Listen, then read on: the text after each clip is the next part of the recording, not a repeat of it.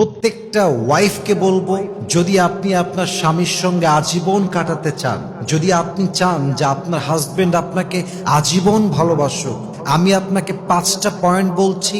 এই 5টা পয়েন্টে স্বামীকে কখনো লাঞ্ছিত করবেন না, কখনো আঘাত করবেন না, কখনো কটাক্ষ করে কথা বলবেন না।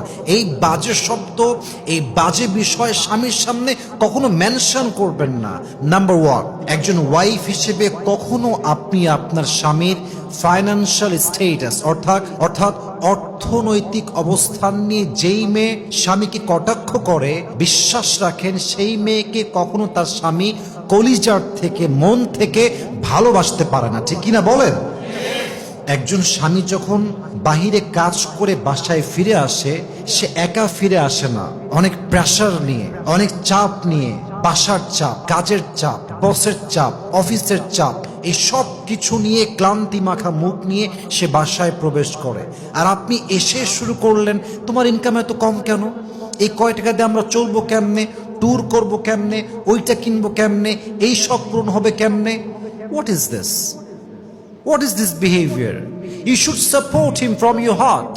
আপনি বলেন যে যান, আপনি বসেন, আপনার কি লাগবে আমাকে বলেন, একটু পানি দেন, যত্ন নেন, ভালোবাসা দেন।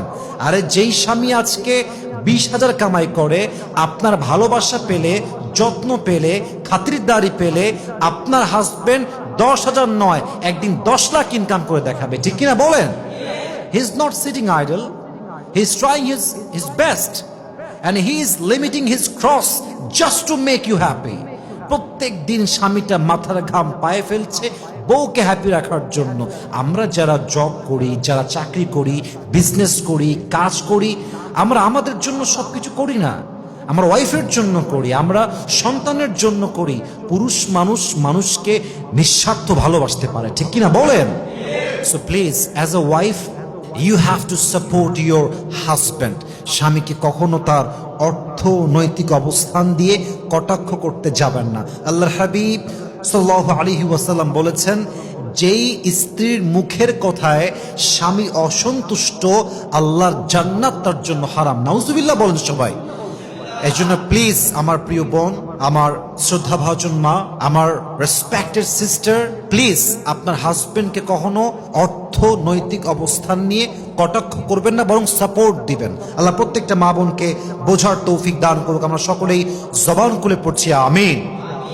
2 নাম্বার, আপনার স্বামীকে কখনো তার অভ্যেস নিয়ে, তার ড্রেস নিয়ে, তার চলাফেরা নিয়ে তুচ্ছ তাচ্ছিল্য করে কথা বলবেন না। মনে করেন যে আপনার হাজবেন্ড ম্যাক্সিমাম টাইম লুঙ্গি পরে, মনে করেন আপনার হাজবেন্ড সবসময় হাসি খুশি থাকতে পছন্দ করে, মনে করেন আপনার হাজবেন্ড কথা বলতে গিয়ে একটু তোতলায়, কথাটা অতটা ক্রিস্টাল ক্লিয়ার না, একটু অস্পষ্ট, মনে করেন আপনার হাজবেন্ড অন্যদের মতো স্মার্টলি ইংরেজি বলতে পারে না, কিন্তু আপনি যদি আপনার হাজবেন্ডের উইকনেসকে নিয়ে মানুষের সামনে ফান করেন, তাকে ক্রিটিসাইজ করেন, এটা আপনি যতই বলেন যে আমি ফান করেছি, মজা করে বলেছি, বাট এটা হিউমিলিয়েশন হয়ে যায়, এটা অবজ্ঞা হয়ে যায়। এবং আমি একটা কথা বলছি প্রত্যেকটা মেয়েকে, এটা আপনারা কলিজায় লিখে নেবেন, একজন স্বামীকে পুরো পৃথিবীর মানুষ খারাপ বললেও স্বামী ভেঙে পড়ে না,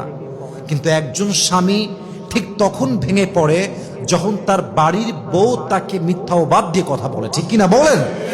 পুরুষ মানুষ কখনো ভাঙে না, সহজে ভাঙে না। পুরুষের মনটা পাথরের মতো শক্ত হৃদয়, কিন্তু পুরুষ যখন দেখে আমার বাড়ির বউটা আমার বিরুদ্ধে চলে গিয়েছে, আমার বাড়ির বউ আমাকে ক্রিটিসাইজ করে কথা বলে, তখন পুরুষ তার সমস্ত শক্তি হারিয়ে ফেলে। ঠিক কিনা বলেন?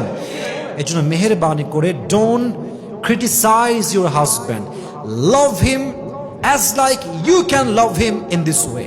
আপনার স্বামীকে এমনভাবে ভালোবাসেন যেন সে বলতে বাধ্য হয় যে আমার বউটা আমাকে যেভাবে ভালোবেসেছে আর যেমনি যত্ন করে, পৃথিবীতে এমন কোনো নারী জন্মগ্রহণ করে নাই যেই নারী আমাকে আমার ওয়াইফের চাইতে বেশি যত্ন করতে পারবে। ঠিক কিনা বলেন?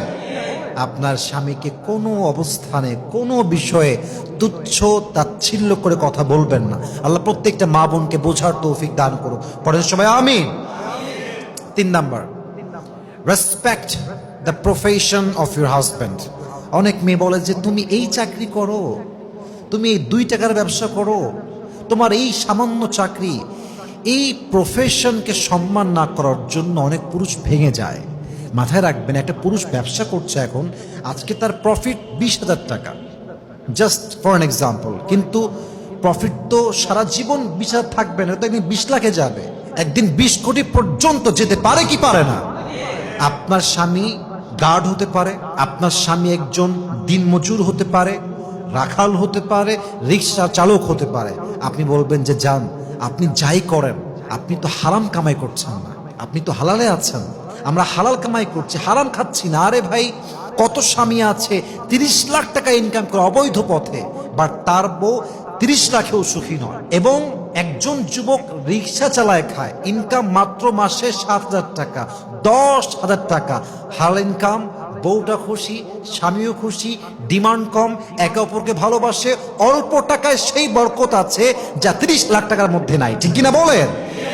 আপনার স্বামীর প্রফেশন নিয়ে কটাক্ষ করবেন না, মাথায় রাখবেন, work doesn't define a man but character does. মানুষের যোগ্যতা, মানুষের কাজ, এটা দিয়ে মানুষকে জাস্টিফাই করা যায় না। মানুষকে ডিফাইন করতে হলে মানুষের চরিত্র দিয়ে তাকে ডিফাইন করতে হবে। ঠিক কিনা বলেন?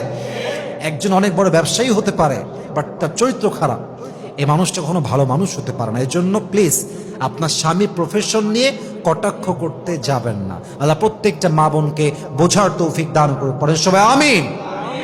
4 number, it's very sensitive. It's very sensitive. I think a lot of women, they have this fault. এটা খুব বাজে একটা স্বভাব। অনেক মেয়ে কথায় কথায় অভিযোগ করে, এইটা নাই, ওইটা নাই, এইটা খারাপ, ওইটা খারাপ, আমার এই বাড়ি পছন্দ না, আমার এই আলমারি পছন্দ না, আমার এই শোকেস পছন্দ না, আমার এই ড্রেসিং টেবিল পছন্দ না, এইটা চেঞ্জ করো, এটা ভাল লাগে নাই, তোমার মায়ের ওই কথা ভাল লাগে নাই, তোমার বোনকে ভাল লাগে না, তোমার এই কথা পছন্দ না। সারাটা দিন, all the day long she complains a lot. সারাদিন অভিযোগ, এইটা হবে না, এইটা চাই না, ওইটা ভাল লাগে না। এই অভিযোগের জন্য স্বামী একটা পর্যায়ে গিয়ে একদম বিরক্ত বোধ হয়ে যায়, একদম বিরক্ত হয়ে যায়, এবং এই সম্পর্ক একদিন তালাক পর্যন্ত গড়ে যায়। ঠিক কিনা বলেন? ইভেন আপনারা আমার কথায় মাইন্ড করবেন না, অনেক মেয়ে তো স্বামীর মুখের উপর বলেই ফেলে যে তোমাকে বিয়ে করা আমার জীবনের সবচেয়ে বড় দুর্ভাগ্যের বিষয় ছিল। কেন দুর্ভাগ্যের বিষয়? খাওয়ার ঠিক নাই আমার, আমার নতুন জামা নাই, আমার এই নাই, সেই নাই, এই জন্য দুর্ভাগ্যের বিষয়। তো লাইফ পার্টনার মানে কি হইল? লাইফ পার্টনার মানে হচ্ছে আমার কম হোক বেশি হোক আমি তোমার সাথেই আছি, আমার কম হলেও চলবে, বেশি হলেও চলবে, বাট তুমি না থাকলে আমার চলবে না। ঠিক কিনা বলেন? এটা খুব বাজে কাজ কারবার, যা আপনার স্বামীর আপনি সবসময় তার বিষয়ে অভিযোগ করেন। মেহেরবানি করে অভিযোগ কম করবেন। যার জীবন, আল্লাহ হাবিব বলেছেন, যেই মেয়ে, যেই মানুষ যত শুকরগুজার, যার জীবন অভিযোগ যত কম, তার জীবনটা তত বেশি শান্তিপূর্ণ। সুবহানাল্লাহ পড়েন সবাই। So please don't complain. 4 number, অভিযোগ করতে যাবেন না স্বামীর ব্যাপারে। 5 নাম্বার কথা বলে শেষ করতে চাই, অবশ্যই খেয়াল রাখবেন, যে কোনো মিস্টেক আপনার স্বামীর হতে পারে, আপনার হতে পারে, কিন্তু চাপায় দিবেন না, দোষ চাপায় দেয়, বলে যে এই সব কিছুর পেছনে একমাত্র তুমি দায়ী। আজকে আমাদের একটা কার নাই, তুমি দায়ী। আজকে একটা শহরের জমি নাই, একমাত্র তুমি দায়ী। আজকে আমার ছেলে খারাপ হয়ে গিয়েছে, তুমি দায়ী। What is this? স্বামীকে আপনি দোষারোপ করে কি লাভ পাবেন? ভাগাভাগি করে নেন, যে সমস্যা তোমারও আছে আমারও আছে, আমাদের সলভ করা উচিত। মাথায় রাখবেন যে ভালোবাসার ভিতরে সবকিছু দুইজন মিলে সলভ করতে হয়, একতরফা দিয়ে সবকিছু হয় না, একতরফা দিয়ে সবকিছু সমাধান আসে না। উভয় পক্ষকে সেম লেভেলে এফোর্ট দিতে হবে, সমাধানে আসতে হবে। যদি এফোর্ট দুইজন মিলে দেয়, বিশ্বাস রাখেন মৃত্যু পর্যন্ত এই সম্পর্ক ভাঙতেই পারে না। ঠিক কিনা বলেন? এজন্য একতরফা কখনো স্বামীকে দোষ চাপাই দিবেন না, ভাগাভাগি করে নেন। দোষ যত চাওয়াবেন স্বামী ভালোবাসা তত কমতে থাকবে। আল্লাহ আমাদের প্রত্যেকটা মা বোনকে এই 5টা বাজে গুণ থেকে, 5টা বাজে বিষয় থেকে হেফাজত করুক। আমরা সকলেই মন খুলে পড়ছি, আমিন।